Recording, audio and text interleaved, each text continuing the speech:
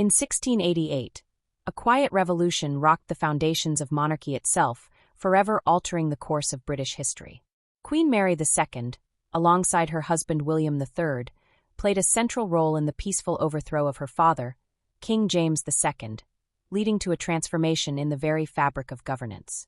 This wasn't just a battle for the throne, it was a battle for the future of democracy, religious freedom, and constitutional rule. Join us as we explore the untold story of the Glorious Revolution, where power was not seized by bloodshed, but by principle, and where a new era of governance began to unfold.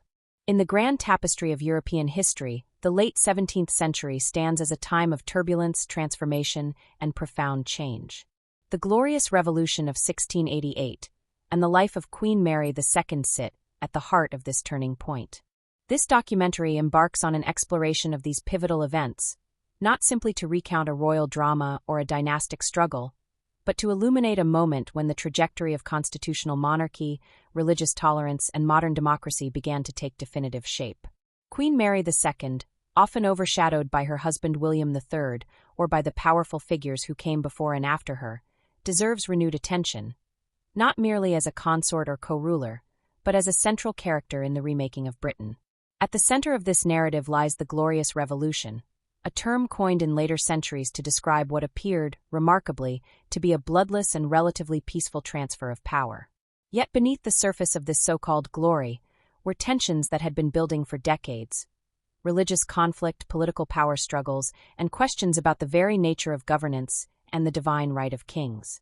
The deposition of James II, a Catholic monarch ruling over a Protestant nation, and the subsequent coronation of his Protestant daughter Mary and her Dutch husband William of Orange, were not mere accidents of fate. They were the product of deep anxieties about absolutism, fears of religious persecution, and an emerging belief that the governed had the right to shape their own political destiny. To understand the weight of these events, we must first appreciate the world into which Mary was born. The mid-1600s had already seen immense upheaval in England. The execution of Charles I, the rise of Oliver Cromwell and the short-lived English Commonwealth, and the eventual restoration of the monarchy under Charles II. Mary, the daughter of James, Duke of York, who would become James II, was born into a world where monarchy was no longer assumed to be an untouchable institution. Though she was raised in the Anglican faith, her father's conversion to Catholicism, and later his ascension to the throne, would thrust her into a precarious position. Her marriage to William of Orange, a Protestant and a staunch opponent of Catholic expansion in Europe, set the stage for one of the most consequential power shifts in British history. By the 1680s, James II's overt Catholicism and his efforts to promote religious tolerance for Catholics, not out of liberalism but to empower his own faith, set him at odds with a largely Protestant political elite. His policies alarmed Parliament and the Church of England, both of which feared a return to absolutist rule under a Catholic monarch. These fears intensified with the birth of James's son in 1688, which threatened to establish a Catholic dynasty. The prospect of a Catholic line of kings ruling over Protestant England was unacceptable to many powerful nobles and church leaders. In a moment that would reverberate across the centuries, a group of English aristocrats, later known as the Immortal Seven, invited William of Orange to intervene and defend English liberties. This was not just a domestic affair. The Glorious Revolution must be viewed against the broader backdrop of 17th-century European politics. France, under Louis XIV, was asserting itself as the dominant Catholic and absolutist power. William's homeland, the Dutch Republic, was locked in a struggle with France for survival. England's internal religious conflict had external ramifications, and vice versa. William's invasion of England in November 1688 was not only a move to claim the throne, but also a strategic calculation in the greater European power game. His arrival was met with support from Protestants across the country, and James II, facing desertion from his army and inner circle, fled to France, effectively abdicating the throne without a single decisive battle being fought. The events that followed marked a constitutional watershed. William and Mary accepted the throne not by right of blood alone, but by consent of Parliament, a revolutionary concept at the time. They were crowned as joint sovereigns under the condition that they adhere to certain limits on royal authority. The Bill of Rights of 1689 codified many of these conditions, firmly establishing the principles of parliamentary supremacy, the illegality of royal interference in law, and the protection of certain civil liberties. It marked the beginning of a constitutional monarchy, where the king or queen could no longer rule by decree, but was bound by the rule of law. Mary's role in all of this is often overlooked. She was not a passive figure swept along by political currents. Though deeply conflicted about opposing her own father, she accepted her duty to the Protestant cause and to the English nation. Her reign, particularly during William's absences in the 9 Years' War, demonstrated her administrative competence, moral conviction, and strong leadership. She played a vital role in supporting the Anglican Church, navigating religious tensions, and maintaining the legitimacy of the new regime. Her death in 1694 was mourned deeply, and even her opponents acknowledged her strength and virtue. This story matters today not merely as a historical curiosity, but because it marks the genesis of many ideas we take for granted in modern political systems. The Glorious Revolution laid the groundwork for the constitutional monarchy that exists in Britain to this day. It inspired political philosophers like John Locke, who developed theories of government based on the consent of the governed, ideas that would influence revolutions in America and France. The notion that a ruler could be deposed not through bloody insurrection, but by a collective and legal assertion of political will was a milestone in the evolution of democracy. Moreover, the Revolution and Mary's story speak to broader themes. The tension between personal loyalty and political duty, the balance between faith and governance, and the slow but steady shift from autocracy to accountability. In an age when democracies around the world face new and old challenges, revisiting the origins of constitutionalism and the courage of those who shaped it, especially figures like Queen Mary II, is not just worthwhile but essential. In the years leading up to the Glorious Revolution, England was a kingdom simmering with unresolved tensions, religious anxieties, and deep-rooted fears about the very nature of power and the future of the monarchy.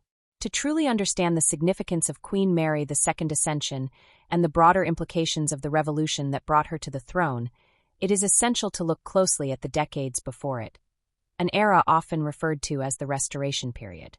This was a time when the old wounds of civil war and regicide still ached, and the fragile peace restored under Charles II threatened to fracture once more under the weight of religious division, political intrigue, and the specter of foreign influence. The restoration of Charles II to the English throne in 1660, following the collapse of Oliver Cromwell's Commonwealth, was initially met with widespread celebration. After years of Puritan austerity, censorship, and military rule, the return of the monarchy signified a return to tradition and normalcy. Yet, beneath the pageantry and popular relief, the seeds of conflict had already been sown. The Church of England was re-established as the state religion, and Anglicanism became the official creed once again. However, the religious landscape of the kingdom had fundamentally shifted during the interregnum. A multitude of dissenting Protestant sects, Puritans, Quakers, Baptists, and others, had flourished in the absence of episcopal control. Many of these groups refused to return to the fold of Anglicanism, viewing it as insufficiently reformed or too reminiscent of Roman Catholic ritual. The result was a deeply fractured religious environment. The Anglican establishment, backed by the monarchy and Parliament, sought to reassert control through a series of punitive laws known as the Clarendon Code. These acts were designed to enforce conformity to the Church of England and suppress dissent. Nonconformists were fined, imprisoned, and barred from public office. At the same time, England's Catholic population remained a persistent source of anxiety. Though small in number, English Catholics were viewed by many Protestants as a fifth column loyal not to their king, but to the Pope in Rome. Memories of the Marian persecutions and the Gunpowder Plot of 1605 continued to haunt the Protestant imagination, reinforcing a powerful anti-Catholic sentiment that shaped both public opinion and state policy. Charles II himself, though nominally Anglican, was personally tolerant and politically cautious. He sought to balance these tensions by occasionally attempting to grant limited toleration to both Catholics and dissenters, though such efforts were often blocked by a hostile parliament. Charles's court, known for its licentiousness and extravagance, became a symbol of moral decay to Puritans and a troubling indication of royal favoritism to Catholics. His secret treaty with Louis XIV of France, the Treaty of Dover, in which Charles agreed to convert to Catholicism in exchange for subsidies, fueled suspicions that the king harbored Catholic sympathies and absolutist ambitions. Though Charles never publicly renounced Anglicanism, his religious ambiguity made many Protestants uneasy. This unease turned into full-blown crisis with the question of succession. Charles II had no legitimate children. His younger brother and heir presumptive James, Duke of York, had openly converted to Catholicism, which set alarm bells ringing across the country. The possibility of a Catholic monarch was intolerable to many members of Parliament and the general populace. This fear culminated in the exclusion crisis of the late 1670s and early 1680s, during which efforts were made by the Whig Party to exclude James from the line of succession altogether. The Tories, loyal to the king and the principle of hereditary monarchy, opposed exclusion, leading to a bitter political battle that would shape the party divisions of England for years to come. Though the exclusion bills ultimately failed, largely due to Charles II's firm opposition and his manipulation of parliamentary procedure, the damage had been done. The country was polarized. The Whigs, who championed parliamentary supremacy and Protestant succession, were increasingly viewed as subversive, even Republican. The Tories, defenders of royal prerogative and Anglican orthodoxy, became the establishment party. The king, emboldened by the failure of exclusion and weary of parliamentary interference, dissolved Parliament in 1681 and ruled without it for the rest of his reign. During this period, Charles cracked down on dissenters, curtailed press freedom, and used the courts to silence his enemies, creating a more authoritarian atmosphere that further alarmed the Whigs. When Charles II died in 1685 and James II ascended the throne, the anxieties that had simmered for decades boiled over. James's Catholicism was not a secret, and he made no effort to disguise his faith or his intent to promote religious tolerance for Catholics. In his first declaration upon becoming king, James promised to uphold the laws and protect the Church of England, but his subsequent actions quickly undermined that pledge. He appointed Catholics to high military and administrative positions, allowed them to worship openly, and sought to repeal the Test Acts, which barred Catholics and dissenters from holding public office. These moves were deeply unpopular, especially among Anglican clergy and gentry who saw them as a direct threat to their own power and the established religious order. James's most provocative act came in 1687 with the issuance of the Declaration of Indulgence, which suspended all penal laws against Catholics and Protestant dissenters. While framed as a measure of religious liberty, it was widely interpreted as a ploy to favor Catholics and undermine the authority of Parliament. James ordered Anglican clergy to read the declaration from their pulpits, an order that was met with widespread resistance. When 7 bishops refused and were subsequently arrested and tried for seditious libel, their eventual acquittal was hailed as a major blow to the king's authority and a triumph for the rule of law. Adding to the crisis was James's growing reliance on a standing army, a force that was increasingly seen as a tool of royal absolutism.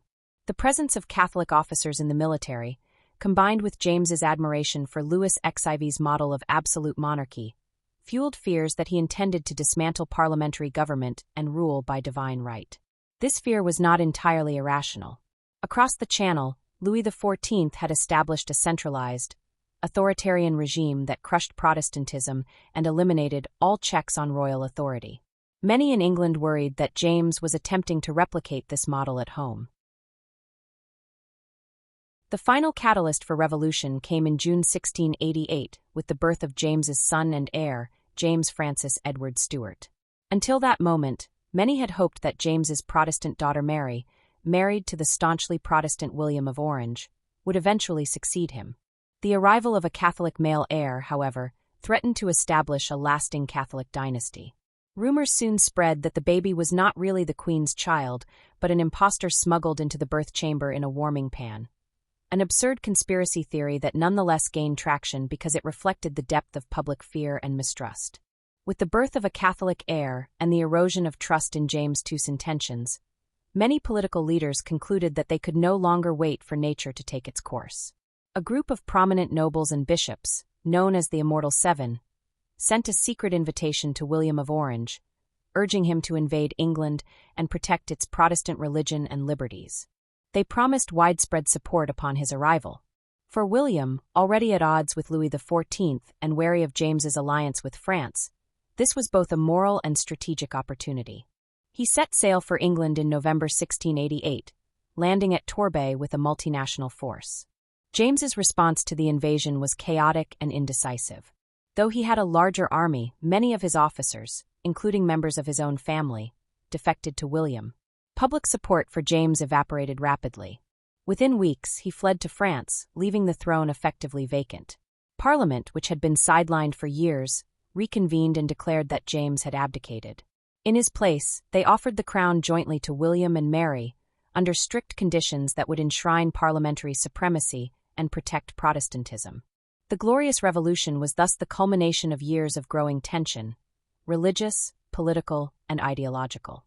It was not the product of a single grievance or a sudden upheaval, but the resolution of long-standing fears about Catholic rule, foreign influence, and royal absolutism.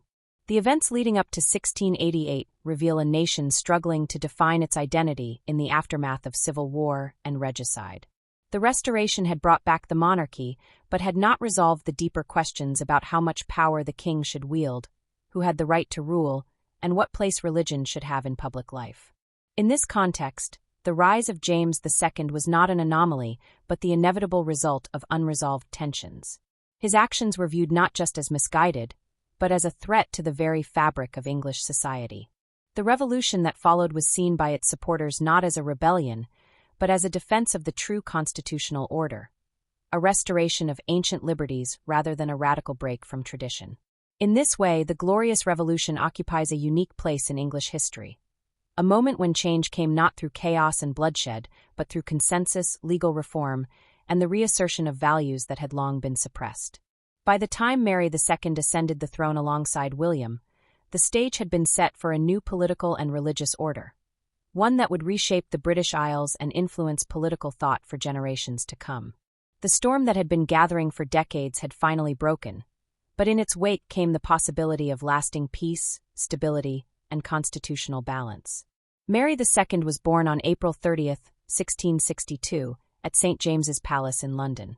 She was the eldest daughter of James, Duke of York, and his first wife, Anne Hyde. Her birth came during a period of restoration and relative optimism in England, only 2 years after the monarchy had been re-established under her uncle, King Charles II, following the upheaval of the English Civil War and the Cromwellian interregnum. Mary's lineage was distinguished, rooted in the powerful and deeply entrenched House of Stuart, and from the beginning, she was marked for a life of influence. Her father, James, Duke of York, was the brother and heir presumptive to the king, while her mother, though of commoner origin, came from a well-respected and politically significant family. Anne Hyde was the daughter of Edward Hyde, the Earl of Clarendon, who served as Lord Chancellor to Charles II and played a pivotal role in securing the monarchy's restoration. Despite her father's later controversial conversion to Catholicism, Mary was raised in the Anglican faith, as was customary for royal children of the time. Her upbringing was overseen by a series of carefully chosen tutors and governesses who instilled in her a strong foundation in the English Protestant tradition. This religious instruction would prove crucial in her later life, as the ideological and theological differences between Protestantism and Catholicism became central to the political conflicts of the era. Mary was known for her intelligence, grace, and modesty. She was also deeply pious, taking her faith seriously from an early age. Her religious devotion was not merely performative. It was a deeply ingrained aspect of her personality that would shape her decisions and alliances for years to come. Mary's relationship with her father, James, was complex. On one hand, there was genuine affection between them. James was known to be a caring and attentive father. On the other hand, the growing divergence in their religious beliefs and political priorities began to place a strain on their bond. As James moved more openly toward Catholicism and embraced policies that alienated much of Protestant England, Mary found herself increasingly at odds with him, though she rarely expressed her disagreements publicly during her youth. Her mother, Anne Hyde, had converted to Catholicism on her deathbed in 1671, but Mary and her sister remained Protestant, a decision likely made to ensure their acceptability as potential heirs to the throne in a largely anti-Catholic nation. Mary's youth was spent within the royal courts of Restoration England, a world characterized by elaborate ceremony, theatrical entertainments, and the complex etiquette of monarchy. The Restoration Court under Charles II was notorious for its decadence and moral laxity, an atmosphere that contrasted sharply with Mary's reserved and principled nature. While she participated in court life as expected, she never fully embraced its hedonistic culture. Instead, she found comfort in religious contemplation, needlework, and correspondence with friends and spiritual advisors. Her demeanor set her apart and made her an appealing figure to the Protestant elite, who valued her modesty. By the time Mary reached marriageable age, her status as the Protestant daughter of a Catholic heir to the throne made her a prime candidate for a dynastic marriage that could serve both domestic and international political purposes. In 1677, at the age of 15, Mary was betrothed to her cousin, William of Orange. William was a powerful Protestant prince in the Dutch Republic and a staunch opponent of Catholic absolutism. Their union was orchestrated primarily for political reasons, though it would eventually evolve into a strong and affectionate partnership. The match was championed by Charles II and other Protestant leaders, who saw it as a way to bolster Protestant alliances in Europe and potentially influence the future direction of the English monarchy. William was a seasoned military and political leader, despite being only a few years older than Mary. He had already carved out a significant role for himself in the ongoing struggle against Catholic France and Louis XIV's expansionist ambitions. The Dutch Republic, though small in size, was a formidable naval and commercial power, and William was determined to protect its independence and Protestant character. Marrying Mary served his interests by strengthening his claim to the English throne and ensuring an alliance with one of the most powerful Protestant nations in Europe. Though the marriage was arranged and politically motivated, William and Mary gradually developed a deep respect and affection for each other, grounded in shared values, religious beliefs, and a mutual sense of duty. Mary's reaction to the proposed marriage was initially one of sorrow and apprehension. She wept when she was informed of the match, not out of disdain for William personally, but because of the emotional strain of leaving her homeland, family, and familiar surroundings for a foreign court. Her life in England, though constrained by courtly expectations, had been stable and sheltered. The prospect of relocating to the Netherlands, a country with a very different culture, language, and political structure, was daunting. Nevertheless, Mary understood the importance of her role and accepted the marriage as her duty. The wedding took place on November 4, 1677, in a solemn Anglican ceremony at St. James's Palace.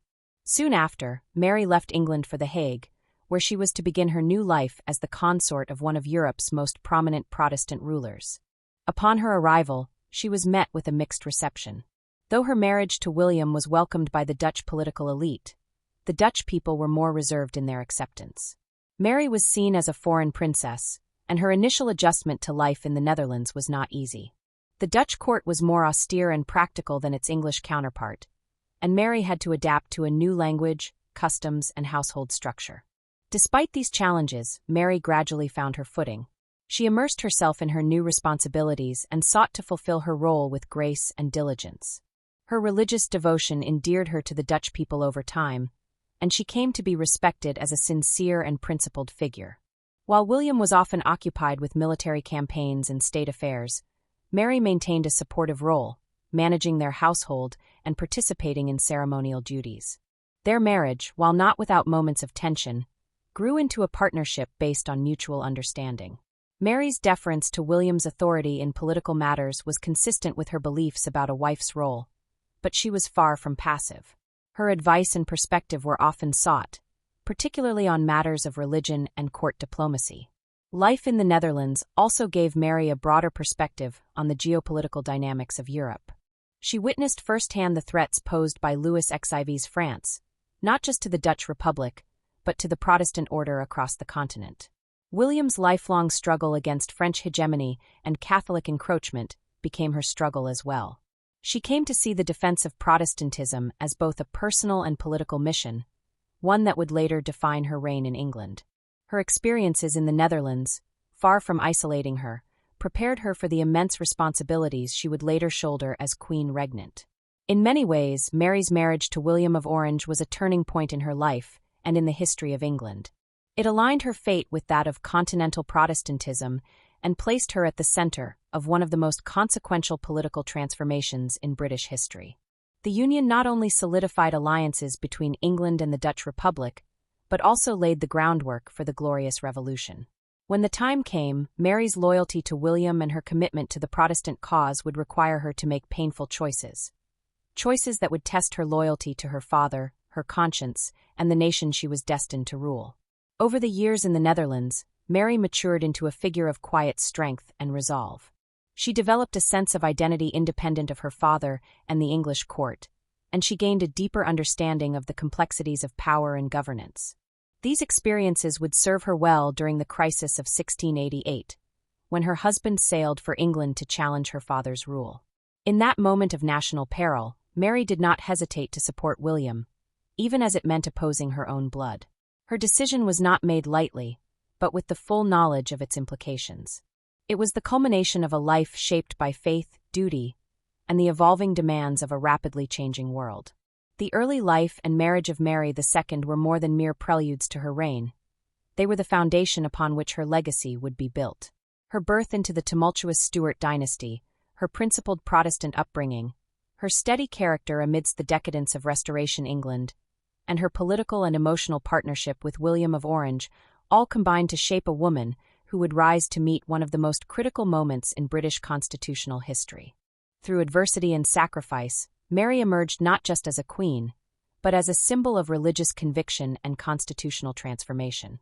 James II ascended to the English throne in 1685, following the death of his elder brother, Charles II.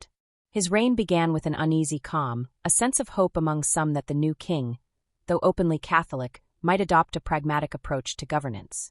However, this hope would soon give way to fear and outrage as James embarked on a path that deeply unsettled the political and religious establishment of England. The country, already suspicious of Catholicism and absolutism, found itself confronting both under James's rule.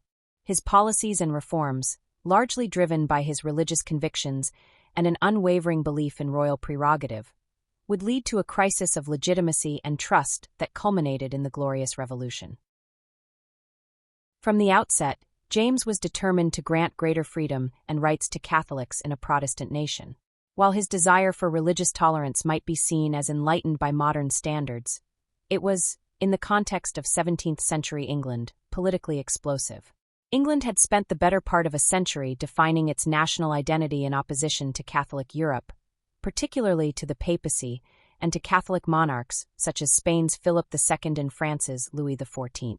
Memories of Mary I's bloody persecution of Protestants remained vivid in the English consciousness, and Catholicism was widely associated with tyranny, foreign influence, and religious suppression.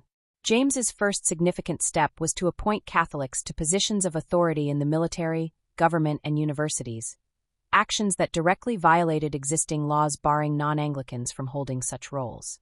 These appointments alarmed Parliament and many within the Church of England, who saw them not as gestures of tolerance, but as efforts to subvert the Protestant constitution. James made no secret of his desire to overturn the penal laws against Catholics and Protestant dissenters, but rather than seeking reform through Parliament, he used the royal prerogative to bypass it entirely. In 1687, James issued the Declaration of Indulgence, a landmark document suspending the penal laws and granting religious freedom to Catholics and dissenters alike. On its surface, the declaration appeared to champion liberty of conscience, an ideal many Enlightenment thinkers would later celebrate. But in the hands of a Catholic monarch ruling without Parliament, it appeared more as a mechanism for asserting unchecked royal power. What disturbed many was not only the content of the declaration, but the method by which it was enacted. James claimed the right to dispense with laws passed by Parliament, thereby undermining the very foundation of constitutional governance. The reaction was swift and fierce. While Protestant dissenters had much to gain from the declaration, many were wary of accepting freedoms granted at the expense of parliamentary authority. Most Anglican clergy and bishops refused to read the declaration aloud in churches, as James had ordered. Their refusal was not merely an act of religious defiance. It was a direct challenge to royal authority. In May 1688, 7 bishops, including the Archbishop of Canterbury, were arrested and charged with seditious libel for their refusal to comply. Their subsequent trial became a national spectacle, and when they were acquitted, the public erupted in celebration. The verdict was seen as a vindication of Protestant liberties and a sharp rebuke to the king's authoritarianism. James's determination to enforce the declaration alienated nearly every sector of society. Parliament, which had already been prorogued, was entirely bypassed. The Church of England, long a pillar of royal support, now found itself in opposition. The army, increasingly filled with Catholic officers, began to lose the loyalty of its traditionally Protestant rank and file. Even the Tories, who had been reliable royalists under Charles II, began to turn against James. What they saw now was not a sovereign defending the church and the realm, but a king intent on imposing Catholic dominance through the machinery of the state. James's court also became a symbol of Catholic influence. He built a chapel at Whitehall Palace, hosted Mass openly, and welcomed papal envoys. Monasteries were re-established, and Catholic chaplains appeared in military regiments. To the Protestant public, these changes were not just religious, they were deeply political. Catholicism was associated with absolutism and foreign control, especially that of France. Louis XIV's revocation of the Edict of Nantes in 1685, which led to the persecution of French Protestants, Huguenots, served as a grim reminder of what a Catholic monarchy could do when unrestrained by law. The crisis deepened in 1688 with the birth of James's son, James Francis Edward Stuart. Until this moment, many Protestants had comforted themselves with the belief that the succession would eventually revert to Mary, James's Protestant daughter, who was married to William of Orange. With the birth of a male Catholic heir, that hope was shattered. The infant prince represented the prospect of a lasting Catholic dynasty, one that might undo the Protestant Reformation in England and forge closer ties with Catholic powers abroad. Widespread suspicion surrounded the birth itself. A conspiracy theory emerged that the baby had been smuggled into the birthing chamber in a warming pan. A theory unsupported by evidence, but widely believed by a populace already primed to distrust the king. Mary of Modena, James's second wife and the boy's mother, was Italian and Catholic, further fueling xenophobic and anti-Catholic sentiment. While the theory of the warming pan baby was almost certainly false, it spoke to the degree of paranoia and distrust that James had engendered through his actions. The birth of the prince became the catalyst for decisive action among James's opponents. In response to this perceived crisis, a group of English nobles, known as the Immortal Seven, secretly invited William of Orange to intervene. Their invitation was not merely a personal plea. It was a declaration that James had broken the contract between ruler and ruled. They accused him of subverting the laws, violating the liberties of his subjects, and endangering the Protestant religion. William, already a central figure in the European alliance against Louis XIV, saw an opportunity not only to defend Protestantism in England, but also to secure his wife's place in the line of succession. James's miscalculations were numerous. He overestimated the loyalty of the army, underestimated the power of public opinion, and failed to appreciate the depth of Protestant attachment to parliamentary government. His reliance on Catholic advisers further isolated him from the political mainstream. When William landed in England in November 1688, he met surprisingly little resistance. Key military and political figures defected to his side, including James's own daughter, Anne, and her husband George of Denmark. Faced with a collapsing regime, James fled London and eventually attempted to escape to France. His first attempt at flight failed. He was captured and brought back to London, where he was treated with a strange mixture of hostility and sympathy. Many still feared the implications of forcibly removing a monarch, and there was uncertainty about the legality of such an action. Nevertheless, James managed to escape a second time, aided by loyal supporters, and successfully made his way to France, where he was welcomed. James's departure marked a turning point in English history. Though he claimed he had been forced to flee, many in England interpreted his flight as an abdication. The throne was declared vacant, and Parliament offered the crown jointly to William and Mary. Thus, James's reign, which had begun with promise, ended in exile and ignominy. His efforts to promote religious tolerance, however sincere, were overshadowed by the authoritarian means through which he pursued them.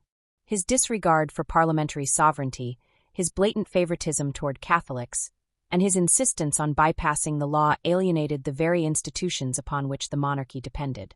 In retrospect, James II's reign was a tragic one. He was a man of conviction, deeply committed to his faith and principles, yet fatally blind to the political and cultural realities of the country he ruled.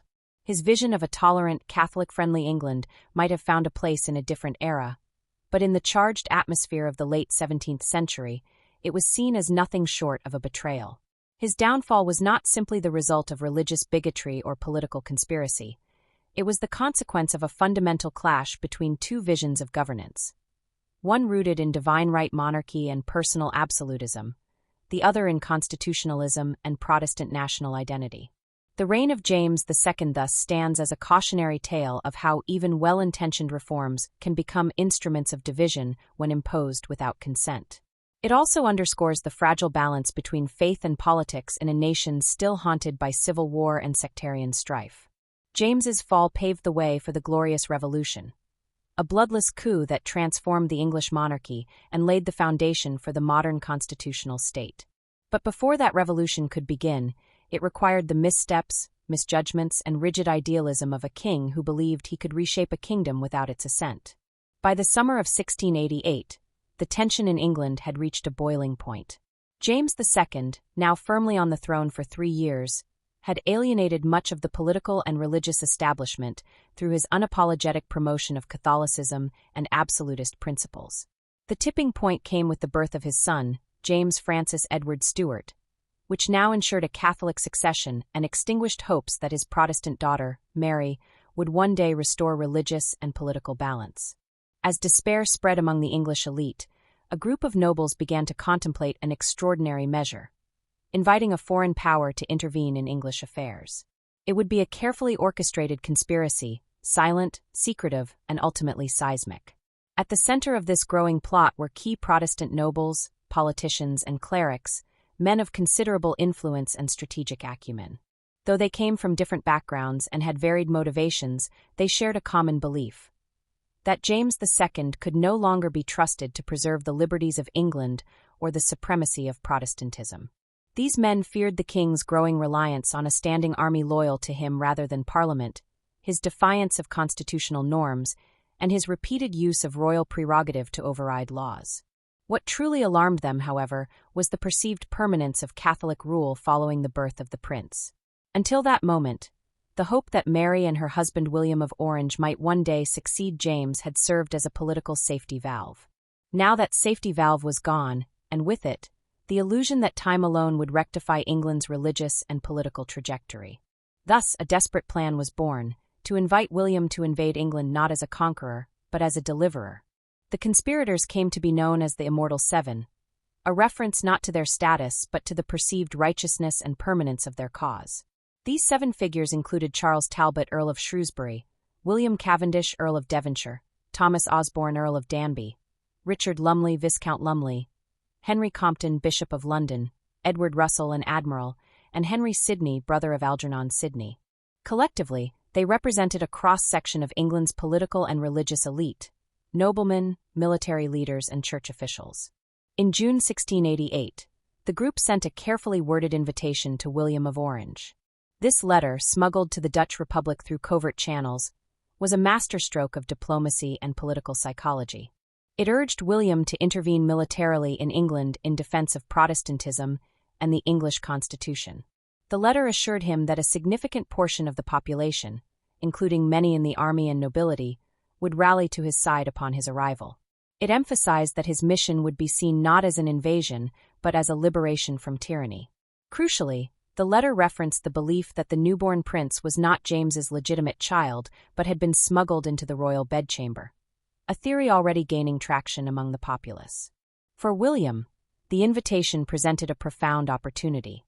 As stadtholder of the Dutch Republic, he was already engaged in a protracted struggle against Louis XIV of France, James II's Catholic ally.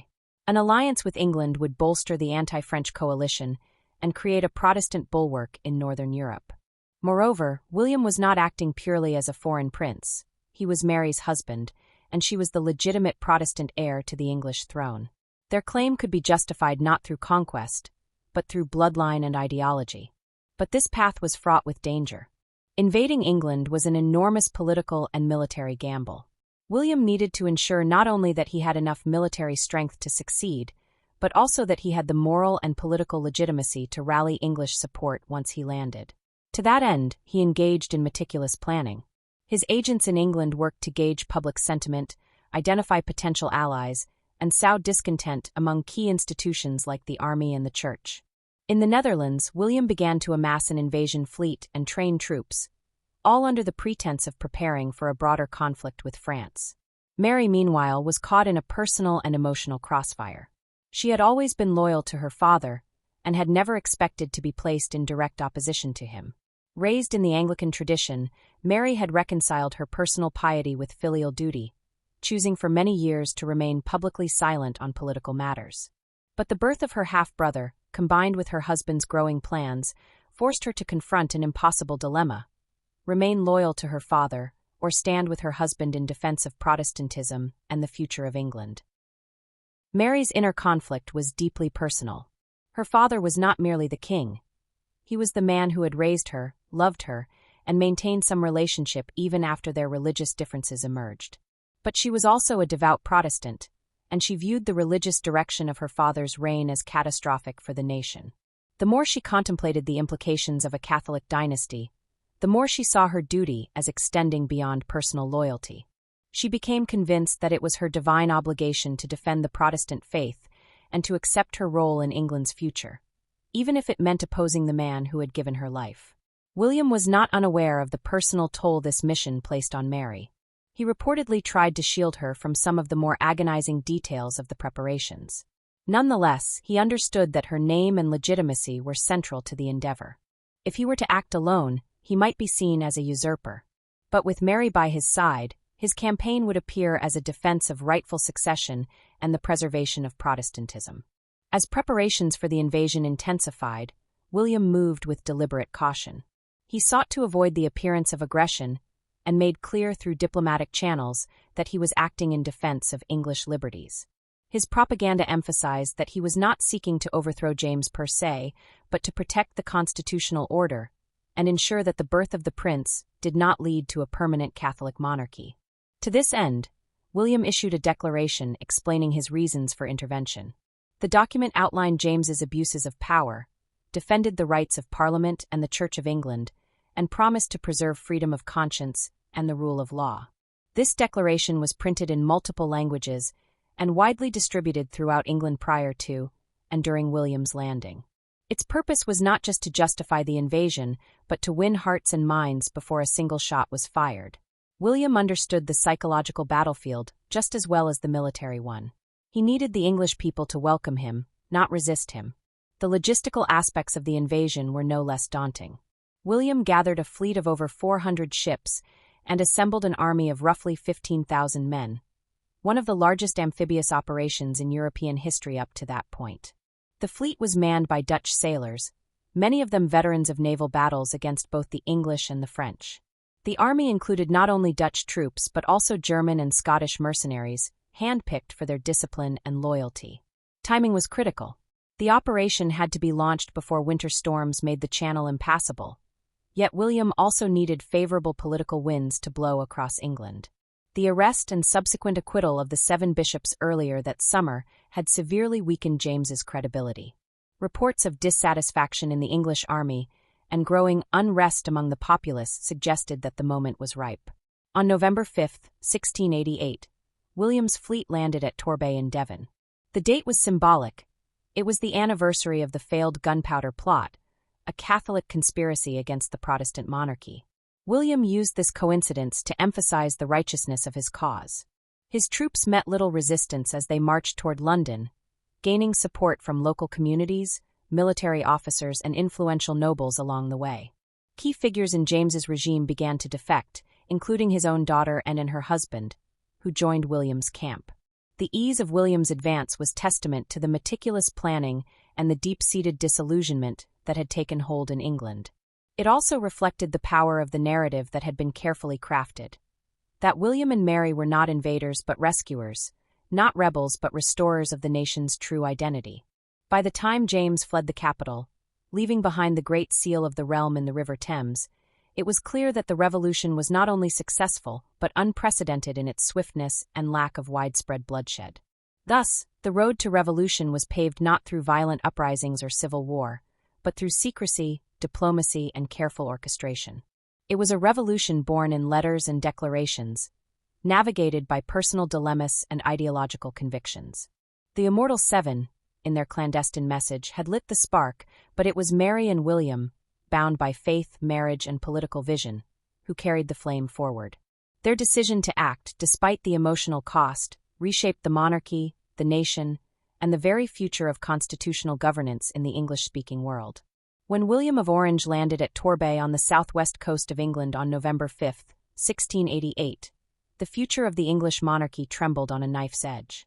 The weather, which had initially threatened the fleet's passage across the English Channel, had unexpectedly cleared, providing just enough of a window for William's forces to land safely. The date, November 5th, was symbolically potent. It was the anniversary of the foiled gunpowder plot of 1605, when Catholic conspirators had attempted to blow up Parliament and assassinate the Protestant King James I. William used this historical parallel to emphasize his mission as a savior of Protestant England from a Catholic tyranny. William arrived with approximately 15,000 troops, a coalition of Dutch, German, Huguenot, and Scandinavian soldiers, trained and disciplined, in contrast to the poorly prepared and politically divided English army. The force was substantial but not overwhelming, and its true power lay not only in arms but in the careful orchestration of political narrative. William did not present himself as a conqueror, but as a protector of the English constitution, religious liberty, and the Protestant faith. He distributed his printed Declaration of Reasons, a document justifying his intervention, throughout the countryside. It was a manifesto of liberation, and it found a receptive audience. As William and his army began their march inland from Torbay, the response they received was cautious at first. Many towns were wary of appearing too welcoming in case the invasion failed and James II returned with a vengeance. But as days passed and no significant opposition arose, the mood began to shift. In the rural southwest, Protestant sentiment was especially strong. Gentry, magistrates, and clergy in Devon and Somerset greeted William's arrival with tentative support, offering provisions, shelter, and intelligence. His movement gathered momentum like a snowball, and with each passing mile, the illusion of James II's invincibility began to crumble. One of the most striking features of the Glorious Revolution was the remarkable number of desertions from James II's army. These desertions were not merely acts of cowardice or opportunism. They were expressions of deep-seated discontent with the king's policies and a shifting allegiance toward a vision of monarchy that respected Protestant identity and parliamentary sovereignty. Many of James's officers were Protestant, and despite their oaths of loyalty, they found themselves unable to defend a regime increasingly seen as aligned. The most notable of these desertions was that of John Churchill, later the Duke of Marlborough. Churchill was one of James's most trusted commanders, having risen rapidly through the military ranks. His decision to defect to William was a shattering personal and political blow. Not only did it signal to other officers that it was acceptable, perhaps even necessary, to abandon the king, but it also deprived James of one of his most capable leaders at a moment of crisis. Churchill's wife, Sarah, was a close confidant of Princess and James's younger daughter, and her political influence helped tip the balance in favor of William. Soon after, Anne herself fled the royal court to join the opposition. Her departure was more than a familial betrayal. It was a political earthquake. With both of James's daughters now effectively allied with William, the legitimacy of his rule was further undermined. Rumors began to swirl in London and across the countryside. The king was isolated, his army was collapsing, and the future lay with William and Mary. London, always a political and religious barometer, reacted with growing excitement and nervous anticipation. The capital was a hub of Protestant sentiment and anti-Catholic agitation, and word of William's progress was eagerly consumed in coffeehouses, churches, and merchant halls. Pamphlets and broadsides fanned the flames of revolution, presenting William as the defender of English liberty and James as a tyrant in the mold of Louis XIV. Crowds in London were not just passive observers. They took to the streets in protest, tearing down Catholic symbols, attacking papist institutions, and clamoring for a return to constitutional order. The Lord Mayor and aldermen began to question their loyalties, and the City of London, ever sensitive to the direction of political winds, began to shift its allegiance. The army garrisoned in and around the capital became increasingly unreliable, with many officers refusing orders or fleeing. James II was caught in a trap of his own making. His determination to secure religious tolerance for Catholics through royal prerogative had alienated the very institutions that sustained the monarchy. The Declaration of Indulgence, which suspended laws against Catholics and dissenters, was perceived by many not as an act of tolerance, but as a covert assault on the Protestant establishment. His dismissal of Parliament, his court stacked with Jesuits, and his reliance on a standing army were seen as steps toward absolutism. As William advanced and support for James evaporated, the king vacillated between resistance and retreat. At times, he ordered his troops to prepare for battle. At other times, he sent envoys to William, seeking negotiations. The indecisiveness sapped the morale of his supporters. He considered a retreat to loyalist strongholds in the north, but the loyalty of those regions was uncertain.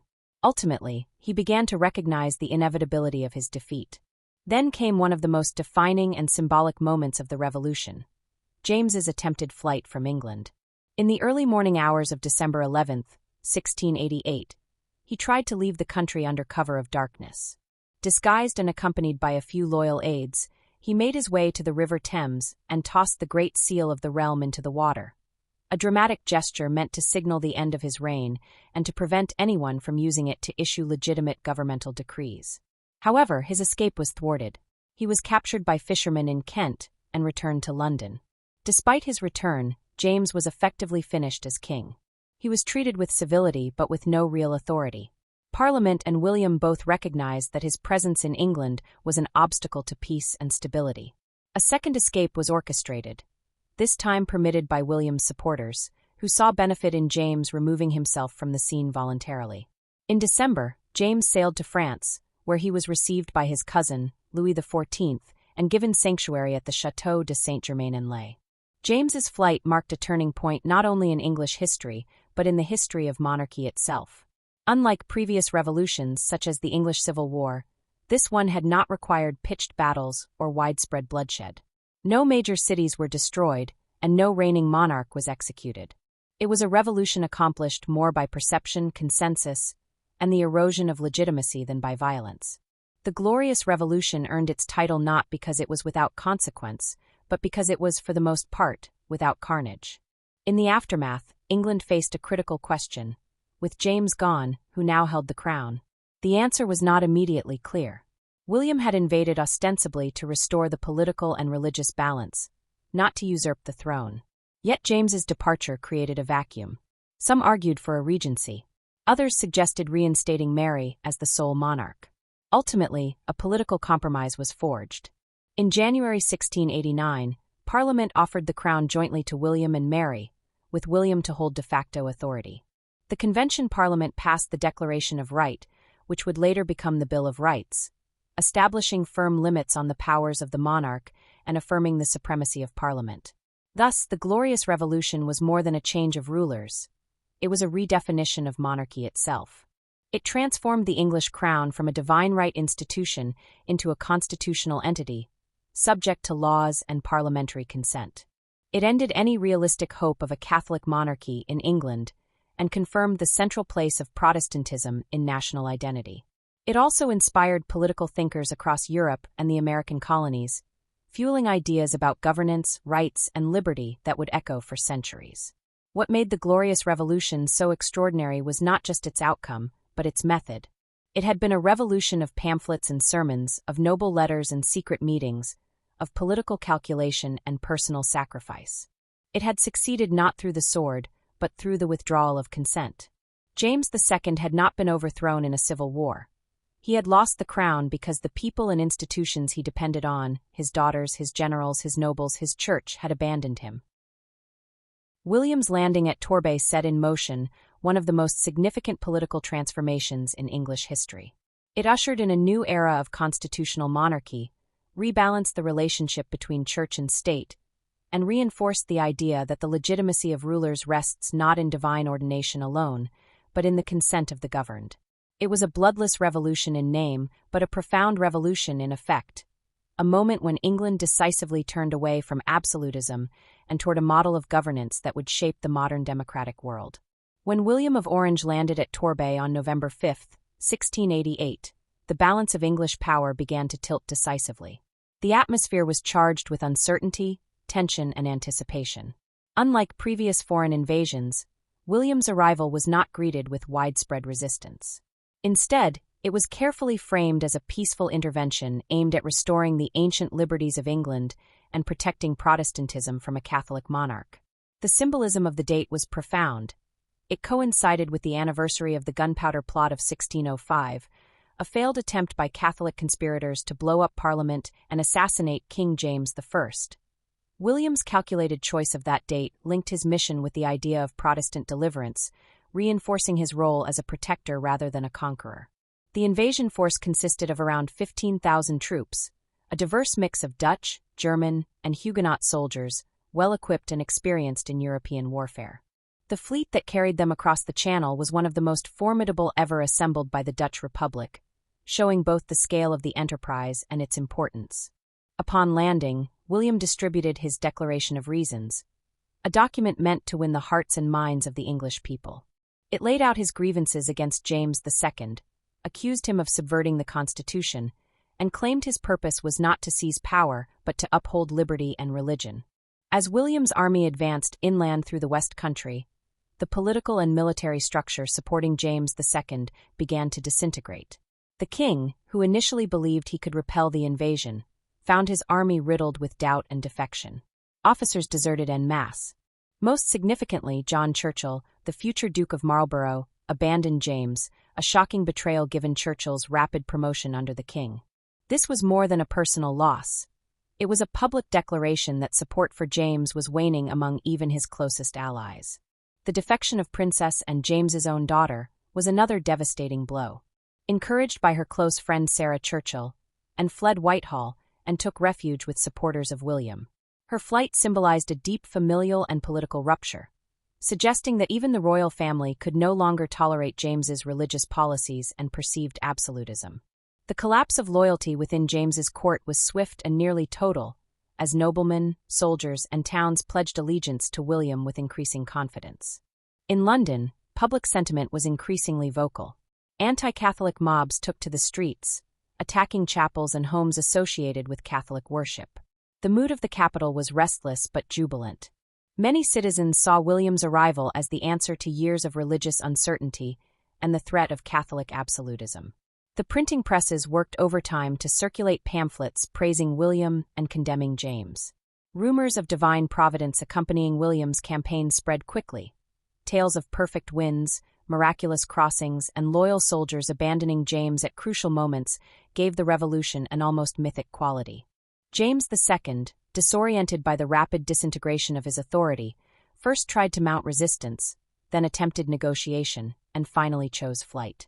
On the night of December 11, 1688, James disguised himself and attempted to flee to France. He tossed the Great Seal of the realm into the Thames, hoping to symbolically disable any future governance. However, he was captured by local fishermen in Kent and returned to London. This temporary return created uncertainty, but it was soon decided that James's continued presence would destabilize the realm. William, exercising restraint, allowed him to flee again, this time successfully. James went into exile in France, where he was received by his cousin, King Louis XIV, and lived under his protection for the rest of his life. James's departure created an extraordinary constitutional crisis. England had no precedent for a monarch abandoning the throne without abdication or deposition. With James gone, Parliament moved quickly to fill the power vacuum. In January 1689, the Convention Parliament convened and offered the crown jointly to William and Mary. Mary, James's Protestant daughter, was the legitimate heir in the eyes of many, but it was William who held the military power and the political leverage. Their joint monarchy was a pragmatic solution that acknowledged the legitimacy of Mary's claim while rewarding William's role in securing the revolution. On April 11, 1689, William and Mary were crowned as co-monarchs in Westminster Abbey. The coronation was unique in English history. For the first time, two sovereigns ruled as equals, rather than as consort and monarch. The symbolism of this dual rule was profound. It signaled a break from traditional hereditary monarchy and underscored the political settlement that had made their ascension possible. Mary, though a legitimate heir, acknowledged William's primary role in the governance of the kingdom, often deferring to his judgment on state matters. This revolutionary change in monarchy was codified through legislation. The most significant of these was the Bill of Rights, passed in December 1689. This document laid out the principles of constitutional monarchy in England and became one of the foundational texts of British democracy.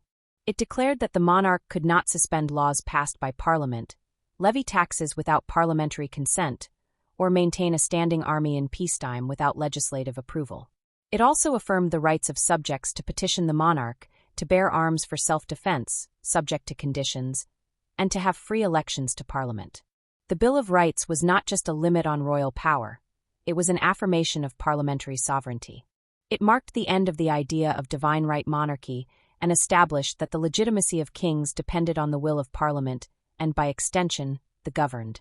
The Act of Settlement 1701, passed later, would further reinforce this principle by ensuring that only Protestant heirs could ascend the throne, thereby cementing the religious identity of the monarchy. The functioning of the dual monarchy of William and Mary was an unusual and delicate arrangement. While they were equal in theory, William quickly emerged as the dominant partner in practice. He was more experienced in statecraft, and he had led the invasion that had secured their rule. Mary, however, was not merely a passive figurehead.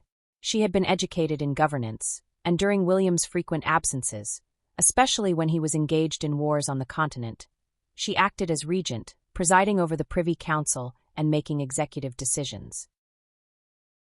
Despite their joint rule, there were differences in temperament and leadership style. William was austere, reserved, and pragmatic, while Mary was more personable and inclined to religious piety. Their marriage was one of mutual respect, but Mary often found herself navigating a complex role, balancing her loyalty to her husband with her responsibilities as queen and daughter of the deposed James. She was deeply pained by her father's downfall, but she never allowed personal anguish to interfere with her political duty. The role of Parliament grew stronger during their reign. Political parties began to take on more defined roles, with the Whigs generally supporting the new constitutional framework and the Tories divided between loyalty to the Stuart line and cautious support for the new order. The monarchs needed Parliament not just for taxation and legislation, but also for legitimacy and stability. This increased dependence marked a shift in the political culture of England, from royal prerogative to parliamentary governance. Religious tolerance was another important area of reform. The Toleration Act of 1689 allowed greater freedom of worship for Protestant dissenters, although it did not extend to Catholics. The act represented a compromise, reflecting both the necessity of religious pluralism in a diverse society and the enduring suspicion of Catholicism in English politics. While not fully inclusive, it was a step toward greater religious liberty and a marked departure from earlier periods of persecution. In the years that followed the Glorious Revolution, the institutions of state were reshaped. The judiciary gained greater independence, the military came increasingly under parliamentary oversight, and the idea of a constitutional monarchy took root as a defining feature of English governance. These developments were not all immediate or uncontested, but the trajectory was clear. Power was being redistributed, and the monarchy was being redefined. The reign of William and Mary also had international consequences. It signaled to Europe that England was no longer a passive bystander in the struggle against absolutism and Catholic hegemony. William, as a staunch opponent of Louis XIV, brought England into the Grand Alliance, a coalition aimed at checking French power. England's foreign policy became more interventionist, reflecting William's continental concerns, but also its new status as a constitutional power in league with other Protestant states. Mary's death in 1694 at the age of 32 was a personal and political loss. She was mourned by the public and eulogized as a model of Protestant virtue and feminine dignity. William continued to rule alone until his death in 1702. Their reign, though relatively short, had transformed England's political structure and laid the foundations for the modern British state. The Glorious Revolution and the joint monarchy of William and Mary marked a decisive break with the past. They ended the era of divine right monarchy, curtailed the threat of Catholic absolutism, and reoriented the English state toward constitutionalism and parliamentary democracy. While bloodless in its core phases, the revolution reshaped the institutions of governance in profound ways. The monarchy became not an all-powerful force but a stabilizing institution, operating within clear legal and political bounds. These events did not solve all of England's political and religious problems, but they established a framework that would endure. The settlement of 1689 became a reference point for future constitutional debates, revolutions, and reforms, not only in Britain but across the world. In the American colonies, the principles enshrined in the Bill of Rights would echo in the founding documents of the United States. In France, revolutionaries a century later would study the Glorious Revolution as a model of political transformation. Thus, the legacy of William's invasion and the joint monarchy with Mary was far-reaching. It was a moment when England chose law over absolutism, consent over coercion, and constitution over chaos. In doing so, it entered a new chapter in its national story, one where monarchy and liberty, though often in tension, would coexist under the watchful eye of Parliament and the rule of law. In the years following the Glorious Revolution, Mary II's role as a monarch was defined by her unique position as both a regnant queen and the wife of a powerful and politically adept co-monarch. Though the throne had been offered jointly to her and William, it was William who held more direct power, owing to his military leadership and the fact that the revolution had been largely orchestrated in his name. However, from 1690 to 1694, during William's frequent absences, particularly while he was campaigning in Ireland and on the continent against France, Mary assumed full control of the English government, ruling with authority and surprising many with her political competence. Mary's regency was not merely ceremonial. She presided over the Privy Council, dealt with military reports, managed delicate political relationships with both Whigs and Tories, and made decisive interventions in matters of church and state. Though she had once been perceived as quiet and perhaps even politically naive, Mary's conduct as sovereign challenged these assumptions. Her decision-making style was notably cautious, reflective, and devoutly religious.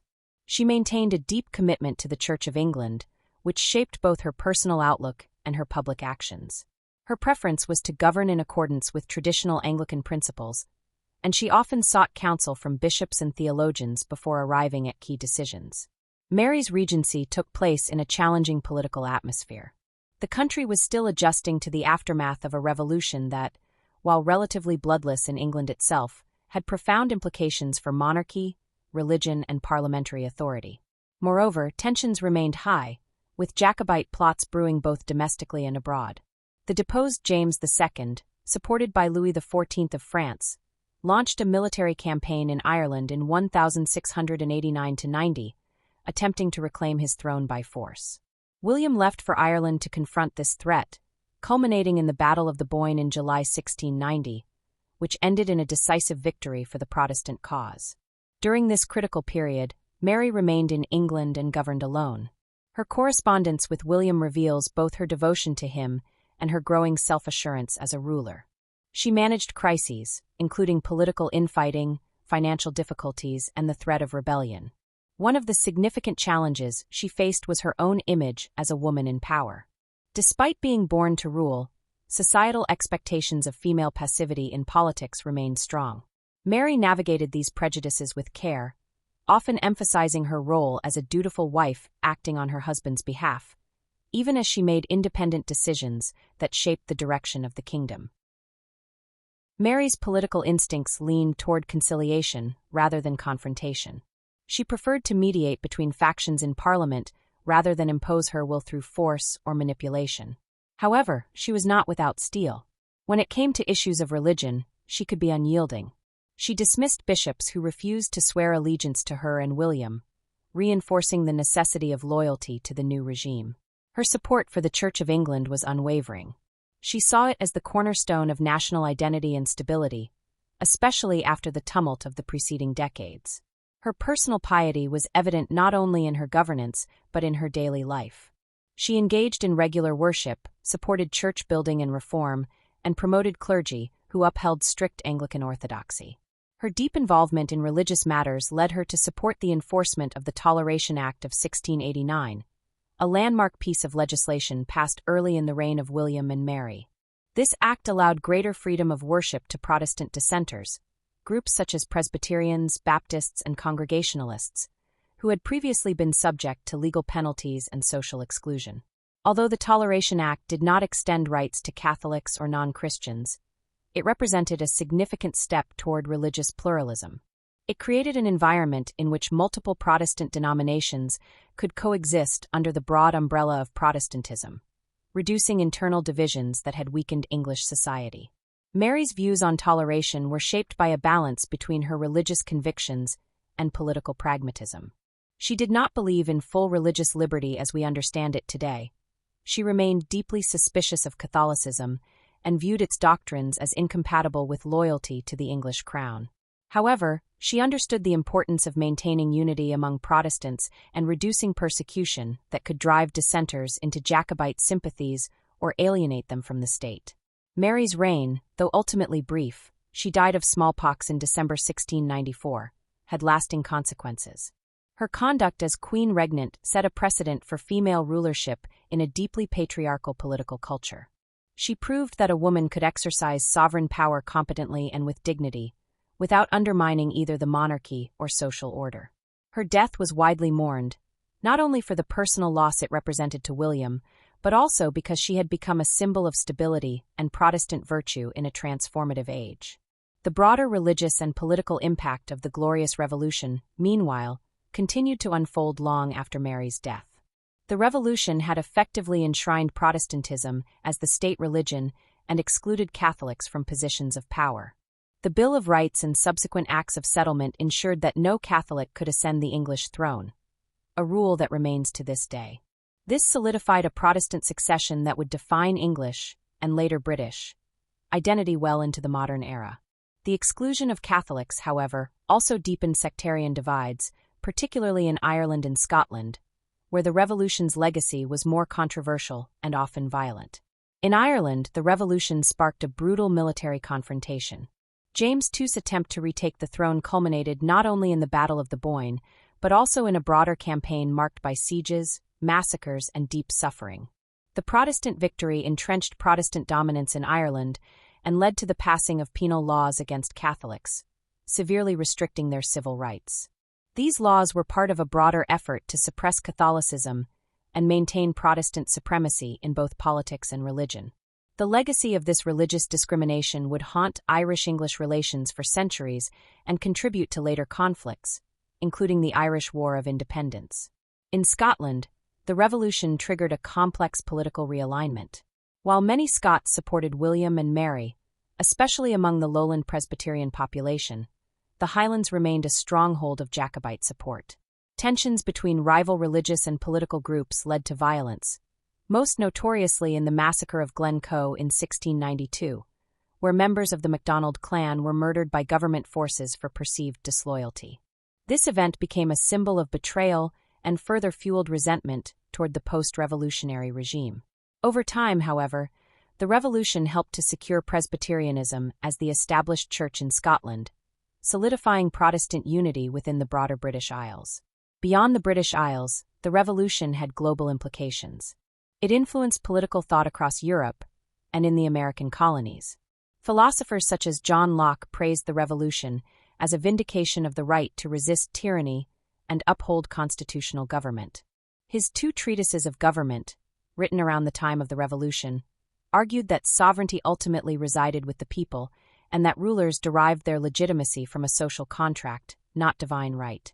These ideas gained traction in the Enlightenment and helped to inspire later movements for liberty and democracy, including the American and French revolutions. In the American colonies, the Glorious Revolution reverberated powerfully. Colonists celebrated the overthrow of James II and welcomed the changes in imperial policy that followed. Several uprisings against royal governors occurred, reflecting local support for the principles of constitutional monarchy and parliamentary oversight. The Revolution also led to the re-establishment of representative assemblies in several colonies, laying early foundations for American political culture. While England sought to tighten its control over colonial administration in the ensuing decades, the memory of the Revolution remained a touchstone for debates about liberty and governance. Domestically, the Revolution accelerated the evolution of Britain's political system. It created a new balance of power between Crown and Parliament. Though the monarchy remained an important institution, it became increasingly clear that Parliament was the ultimate source of authority in matters of taxation, law, and succession. The Crown could no longer suspend laws or raise armies without legislative consent. These changes shifted the political culture from one of personal rule to one grounded in law and institutional accountability. Ministers of state increasingly answered to Parliament, not just to the monarch, and political parties began to emerge as key actors in governance. The rise of party politics brought its own challenges, including factionalism, corruption, and shifting alliances. However, it also brought new levels of political participation and debate. The press played an increasingly vital role in shaping public opinion, and the idea of a loyal opposition, a party that could oppose the government without being treasonous, began to take root. This development was essential to the growth of a functioning parliamentary democracy. The Revolution's emphasis on legal rights and constitutional boundaries influenced not only national politics, but also legal thinking. Courts gained greater independence, and the idea that even the monarch was subject to the law became a guiding principle. Over time, this helped to foster a political environment in which civil liberties, the rule of law, and representative government could flourish. Ultimately, the legacy of Mary II and the Glorious Revolution lies in the enduring transformation of the English, soon-to-be British, state. What began as a dynastic and religious crisis became a constitutional watershed. The revolution altered the way power was understood, distributed, and constrained. It laid the foundations for the modern British constitutional monarchy and inspired democratic movements around the world. Mary's quiet strength and principled leadership during her brief reign played a critical role in this transformation. She was not the architect of the revolution, but she helped to ensure its consolidation and legitimacy. Her commitment to religious moderation, her loyalty to the Church of England, and her dignified exercise of power in William's absence demonstrated that monarchy could be both strong and constitutional, both sacred and accountable. In doing so, she helped to shape a new vision of kingship and queenship fit for a changing world. The years following the Glorious Revolution placed England at the heart of one of the most intense and far-reaching conflicts of the 17th century, the 9 Years' War. Known also as the War of the Grand Alliance, this vast continental struggle pitted a coalition of European powers against the formidable ambitions of Louis XIV of France. For William III, now co-monarch of England alongside Mary II, the war was not only a geopolitical necessity but also a deeply personal endeavor. His lifelong goal of checking French dominance, securing Dutch independence, and preserving the balance of power in Europe now had the full weight of English resources behind it.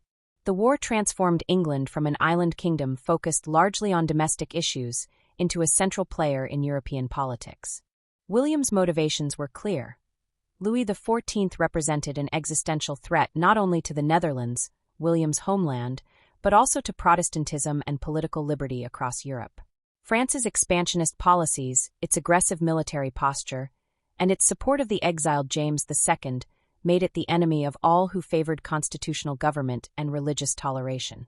The Grand Alliance, which included the Dutch Republic, the Holy Roman Empire, Spain, and several German principalities, was an unprecedented coalition formed to resist French hegemony.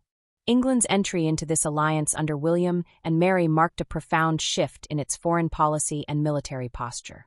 Mary, though not directly involved in battlefield decisions, supported the war effort with energy and resolve. Her role on the home front, during William's frequent absences, was crucial to maintaining political stability and morale. She ensured that the machinery of government continued to function smoothly, that Parliament was convened and consulted, and that the financial and logistical demands of the war were met. War required not only soldiers and ships but also money, and a great deal of it. England had never before undertaken such sustained military expenditure. As a result, this period saw the beginnings of what would become the modern fiscal state. Taxes were raised, loans were secured, and a new national debt system was developed to fund the conflict. In 1694, the Bank of England was established, partly to stabilize public credit and partly to provide a reliable stream of funding for the war. This institution, born out of military necessity, would go on to play a central role in Britain's economic development. The financial innovations and state apparatus developed during these years laid the groundwork for the future British Empire, enabling the state to wage long wars and sustain complex international commitments. Mary's administrative competence and political steadiness contributed greatly to these developments, even if they were largely orchestrated under William's strategic vision. The war, however, also had domestic consequences. It exacerbated political divisions between Whigs and Tories, the former generally supporting the war and William's continental commitments, the latter often more skeptical of expensive foreign entanglements. These debates were not merely about money or policy, but touched on deeper questions of national identity, sovereignty, and the nature of monarchy. As the first joint rulers operating under a constitutional framework defined by Parliament, William and Mary had to navigate these treacherous waters carefully, always aware that their legitimacy rested not just on victory abroad, but on consent at home. By the early 1690s, the strain of governance, war, and personal sacrifice had begun to take its toll on Mary II. Despite her outward composure, she suffered from bouts of illness and increasing fatigue. In the final year of her life, she was struck by what seemed to be a virulent case of smallpox. The disease progressed rapidly. Doctors of the time were largely powerless against it, and within days, her condition worsened dramatically. Confined to her chambers, Mary was attended by physicians and clergy, receiving the sacrament and preparing for death with the same piety that had characterized her life. Her final days were marked by quiet dignity and religious devotion. She expressed forgiveness to all, asked for prayers, and left instructions for her burial. When she died on December 28, 1694, at the age of 32, the kingdom was plunged into mourning. News of her death spread quickly, and across England and the Netherlands, bells tolled, sermons were preached, and public grief took on both a personal and a political dimension. Mary had not ruled alone, but her presence had been stabilizing, comforting, and symbolically powerful in a time of profound change. William's reaction was one of genuine heartbreak. Though their marriage had been arranged for political reasons, it had grown into a deep and mutually respectful partnership. William, never a man known for emotional expression, was visibly shaken by her death. His health, already fragile, deteriorated further in the months that followed. Politically, her death removed a key pillar of support for the monarchy. Mary had provided continuity with the Stuart line, soothing the anxieties of those who still viewed William as a foreign usurper. Her absence left a gap that could not easily be filled. Funeral rites for Mary were grand and solemn. She was interred at Westminster Abbey, with full honors befitting her station. The public outpouring of grief underscored her popularity. Poets, preachers, and political commentators all paid tribute to her virtue, her sacrifice, and her role in securing the Protestant succession. Yet even in mourning, the political world moved forward. William continued to govern alone, though the loss of his co-sovereign marked the beginning of the end for his personal and political vigor. Mary's legacy is multifaceted and complex. Her most enduring contribution lies in the religious and constitutional settlement that followed the Glorious Revolution. She did not initiate the revolution herself, but her assent to it, and her subsequent rule, gave it legitimacy and stability. As a Protestant daughter of a Catholic king, she represented the reconciliation of dynastic continuity with religious reformation. Her support for the Church of England helped to anchor the new regime in traditional English institutions, even as the Revolution brought about transformative change. Constitutionally, her reign cemented the idea that monarchy could be limited, that rulers could be called to account by Parliament, and that sovereignty ultimately lay with the governed. The Bill of Rights 1689, passed during her reign, remains one of the foundational documents of British constitutional history. It affirmed that the monarch could not suspend laws, levy taxes, or maintain a standing army without parliamentary consent. It guaranteed certain civil liberties, including the right to petition and freedom from cruel and unusual punishment.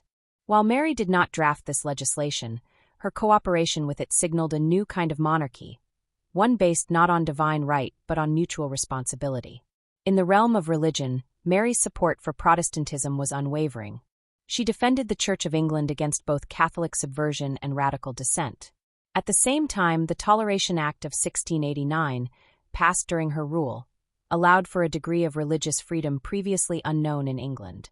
It did not extend to Catholics or atheists, but it allowed many Protestant sects to worship without fear of legal persecution.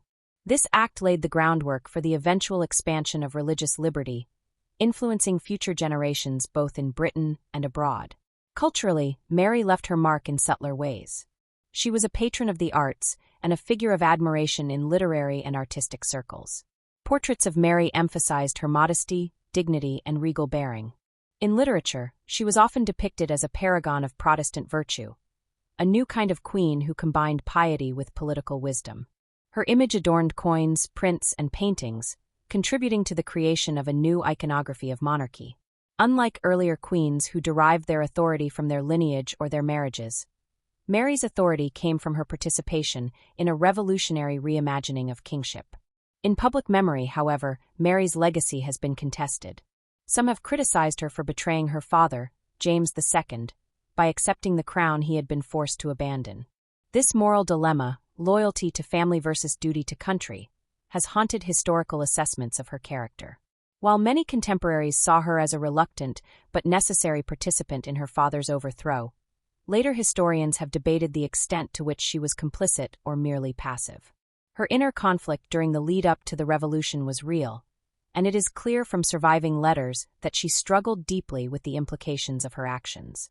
In modern evaluations, scholars have increasingly recognized Mary's independent contributions to governance, especially during William's absences.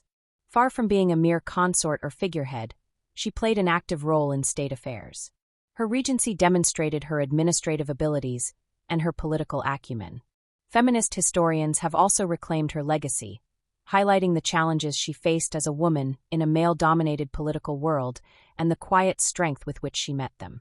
Unlike more flamboyant female rulers, Mary did not command armies or issue sweeping reforms, but she governed with care, prudence, and a deep sense of moral responsibility. Controversies about her legacy have also focused on the religious exclusivity of the regime she helped to establish. The exclusion of Catholics from public life and the severe penal laws imposed in Ireland and elsewhere have led some to question whether the revolution truly advanced liberty for all. Yet within the context of her time, Mary was seen as a guarantor of religious and political stability. Her support for the Church of England was not merely ideological.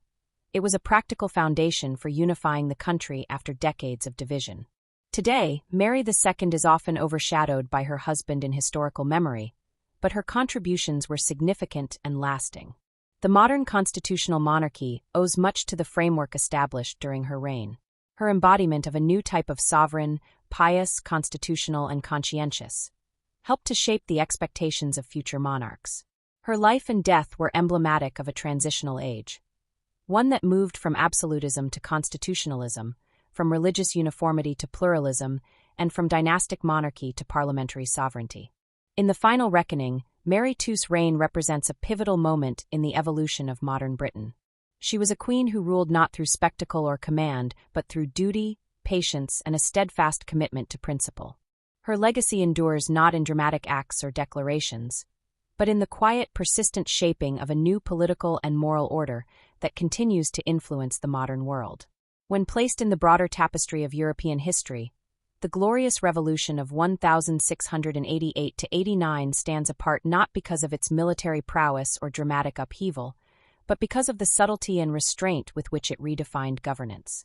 In contrast to the blood-soaked revolutions that swept across the continent in later centuries, England's revolution achieved seismic change with minimal violence. No great monarch met the guillotine, no sweeping purge followed, and no vast populist movement stormed through the capital. Instead, the overthrow of James II and the installation of William III and Mary II represented a turning point managed largely through political calculation, legal adaptation, and collective consensus among elites who had grown wary of absolutism and religious tyranny. This was in stark contrast to the French Revolution a century later, where radicalism, mass participation, and violent transformation would characterize the collapse of monarchy. While the French Revolution dismantled the Ancien regime from its foundations, the Glorious Revolution preserved much of England's monarchical framework, reshaping it into a constitutional monarchy rather than abolishing it altogether. The revolution in England did not arise from the economic desperation or revolutionary fervor of a disenfranchised populace. Instead, it was driven by political elites, nobles, bishops, and influential members of Parliament, who sought to preserve their privileges while ensuring that the sovereign would not overstep the boundaries of law and Protestant orthodoxy. Yet, to view the Glorious Revolution as merely an elite reshuffling of power is to miss its wider implications. The long-term consequences were immense.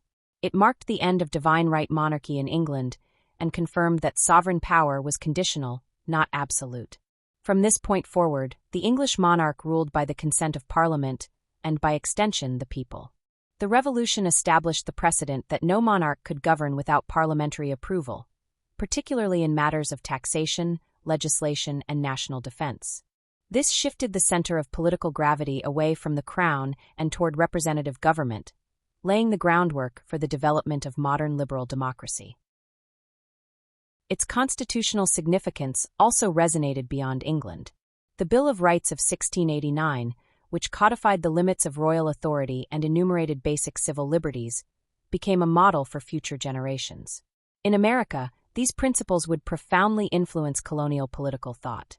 By the mid-18th century, English colonists in North America were citing the Glorious Revolution and its outcomes as historical justification for their own resistance to perceived tyranny.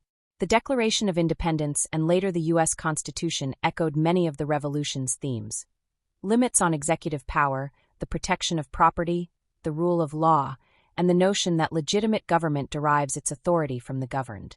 Likewise, in France, the intellectual currents that had been partially inspired by England's constitutional evolution would later fuel the Enlightenment and radical democratic ideologies.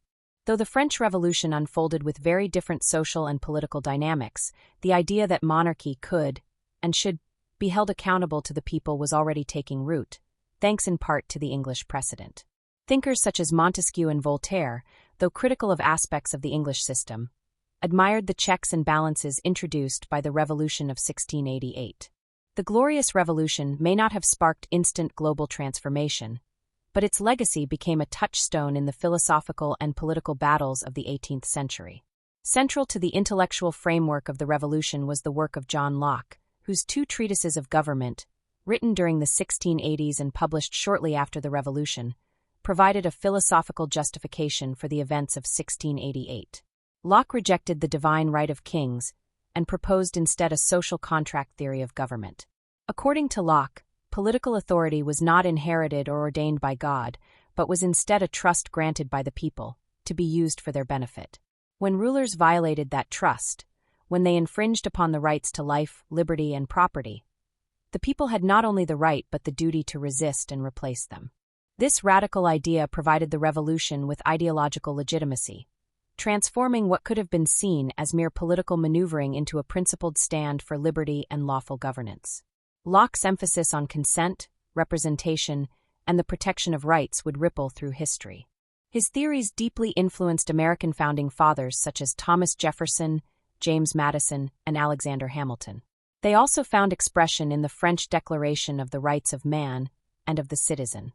Thus, while the Glorious Revolution remained a peculiarly English event in its immediate execution, it had truly international ramifications. It was a revolution not only of institutions, but of ideas. Within this broad historical framework, Queen Mary II emerges as more than a symbolic figure. Her role, though at times overshadowed by William, was crucial in lending domestic legitimacy to the revolution. As the Protestant daughter of the Catholic James II, Mary served as a vital link between the old regime and the new. Her willingness to set aside personal loyalties for the sake of religious and national stability embodied the revolution's difficult moral choices. That she accepted the crown not as a victor, but as a reformer underscores the complex nature of her position. Her reign, though relatively short, helped usher in a new constitutional era where power was shared, limited, and exercised with caution and foresight. Mary's significance lies not only in her political utility, but in her embodiment of the changing nature of monarchy. She was among the first to rule under a written constitution, bounded by law and accountable to Parliament. Her administrative capability, moral integrity, and deep commitment to the Church of England helped to stabilize a kingdom still reeling from decades of civil war, religious conflict, and dynastic uncertainty. In a period when female rulers were often scrutinized or dismissed, Mary demonstrated that effective leadership did not require absolute power. She governed with humility and purpose, setting a precedent for future monarchs and helping to redefine what it meant to rule. The Glorious Revolution, despite its understated nature, deserves its place among the great political transformations of the modern world. It did not result in radical egalitarianism, nor did it immediately broaden the franchise or dismantle social hierarchies. But it introduced a model of government in which power was contingent, laws supreme, and the rights of the individual increasingly sacrosanct. It taught that authority could be transferred without civil war, that compromise could achieve what fanaticism could not, and that legitimacy rested on both tradition and innovation. In today's political landscape, the revolution offers enduring lessons. It reminds us that the preservation of liberty often depends not on radical action, but on the careful construction of institutions that balance competing interests. It teaches that governments derive their power from the people and must remain accountable to them. It demonstrates the necessity of compromise in times of crisis, and the value of placing principle above personal loyalty. In a world still grappling with authoritarianism, religious intolerance, and the abuse of power, the Glorious Revolution stands as a powerful affirmation of constitutionalism and civil rights.